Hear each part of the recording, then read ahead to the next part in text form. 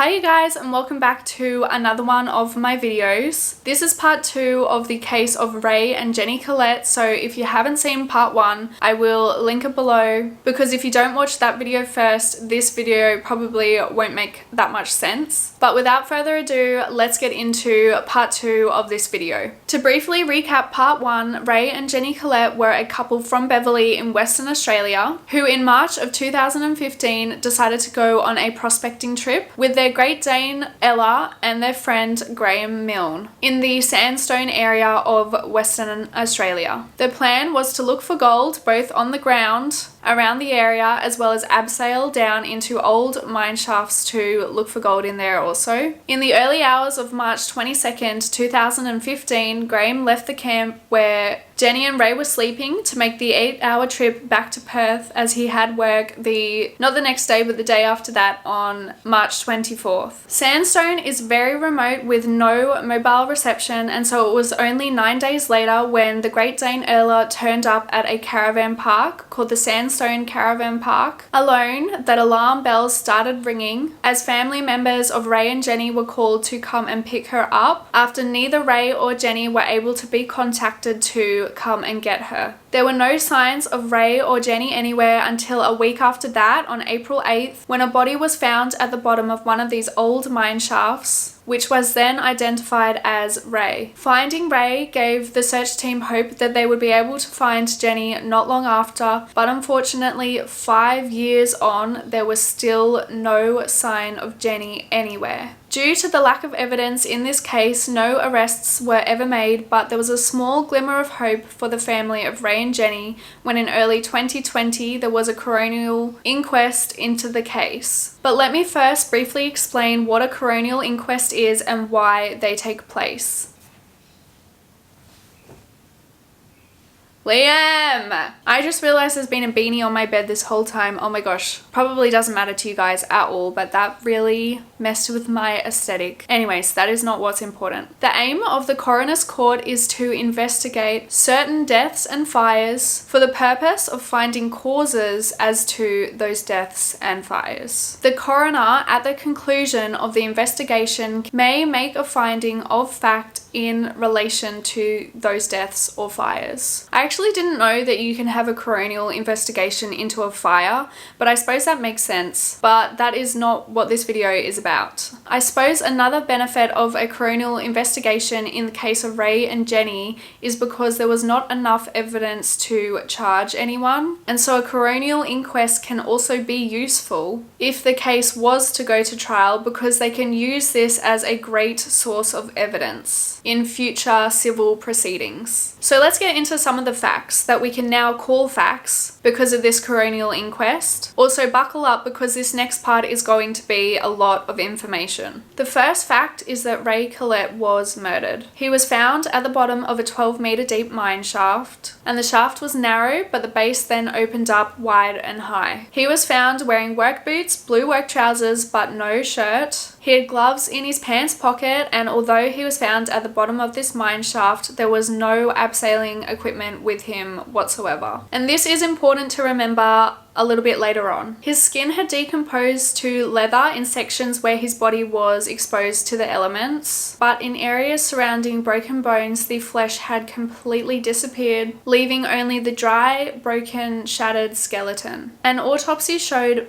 bone fractures on the left side of Ray's face and neck and his upper back. Ray's right hand had also been severely impacted. Blood splattering was found on Ray's work boots, and it's important to note here that because Ray's body was found at least 2 weeks after his death, a lot of the other blood splatter that would have been present around where his body was would have just washed away naturally because of the weather. The coroner's findings detail the facial injuries as horizontal, vertical, and oblique fracture lines, so like a spider web, and this was found found on Ray's left cheekbone and eye socket area. They also found shattered bone and a piece of dislodged bone in the area beneath Ray's left cheekbone, but the coroner did note there was no injuries to Ray's teeth or jaw. Ray's injuries to his neck and upper back included 2 broken vertebrae, and the top of one rib was disconnected from his rib shaft. The left greater horn of Ray's hyoid bone was also fractured, which is a bone located in the back of your throat. Because this bone is located behind your jaw and muscle, it is rarely ever found to be fractured, other than in specific traumas such as hangings or strangulation. The injuries to Ray's right hand were described as injuries that are normally only consistent with that of bad motorbike accidents.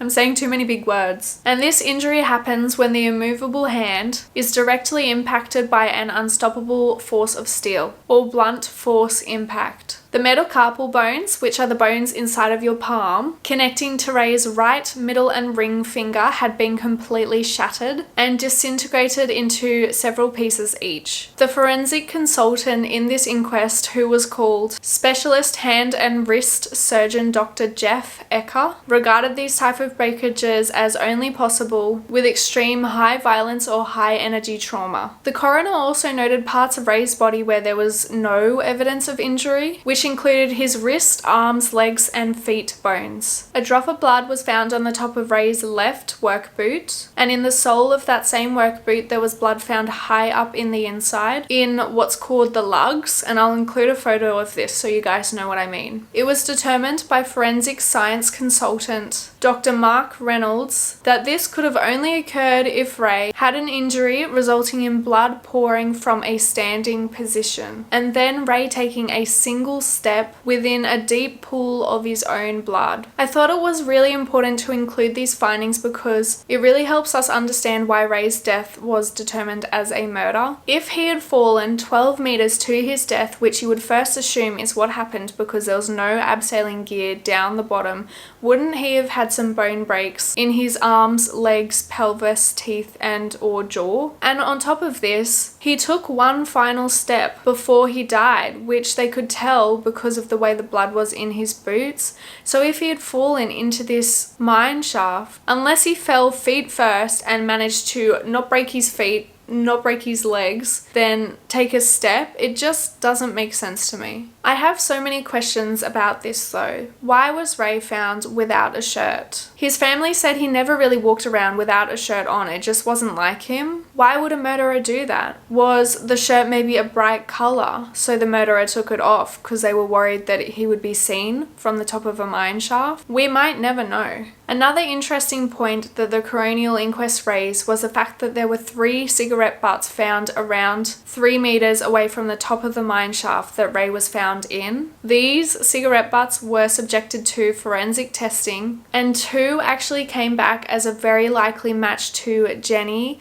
with a 3rd coming back as a very likely match to Graham. But if we remember correctly, at no point did Graham mention that Jenny was out and prospecting at the same time that he was. Graham said the reason for the cigarette butts being near this mine shaft was because at times when he was driving around on his quad bike, he would flick the cigarette butts off his bike and just sort of throw them away. I do wonder when Jenny would have been near that hole though. I wonder if she was there after Graham left. Maybe after he left she had a change of heart and decided that she didn't mind going further away from the campsite. Jenny's body to this day has never been found, but the coroner did determine from the inquest that Jenny is deceased and her remains are most likely somewhere in the Sandstone area. The coroner came to this conclusion because of a few reasons. Firstly, Jenny was very close with her family and there's no way that she would have just ran away and never contacted them again. None of her bank cards have been used, and as well as this, the couple never had any financial problems, and this can sometimes be a reason that people choose to sort of run away and disappear, but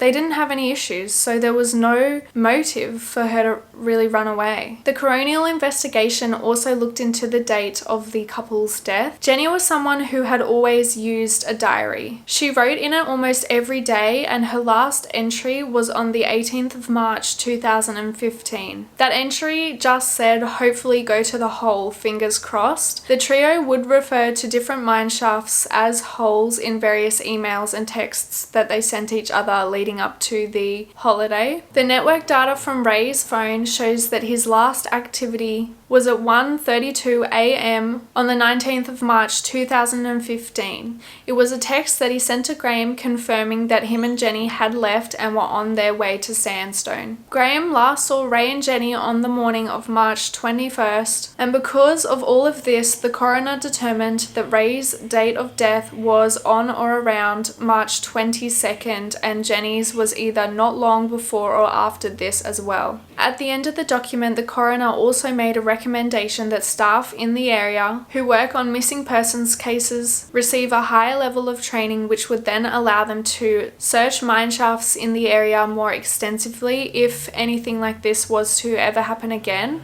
I wanted to finish this video by talking a little bit about what you as viewers can do to help this case. You can email the Office of the Director of Public Prosecutions. I'll have the email below, and let them know that you have a strong interest in seeing this case solved. If the department feels pressure from the public to act, then they will be more likely to make some changes in this case. I've already emailed them, and it literally only took me 5 minutes, and I'm sure the families of Ray and Jenny would appreciate it so much. As well as this, Ray's brother Dave has actually written a newsletter which he adds to every other week, and he just talks a little bit about the case and growing up with Ray, as well as a few other things on there, and he writes it really, really well. I would actually really recommend that you guys go give it a read. I'll also link that below if you guys want to. I thoroughly enjoyed every single article that he wrote on there. And I think he actually said he might eventually turn it all into a book, and I hope he does because he's done a really good job. And I'm sure he would appreciate the support also. But with that, I come to the end of this case. Thank you so much for watching. I really, really appreciate it. As always, I'll link my Instagram below. If you guys want to see more of me, you're welcome to follow me on there. But with that, I hope you guys are having a wonderful day wherever you are, and hopefully I will see you in my next one. Bye, you guys.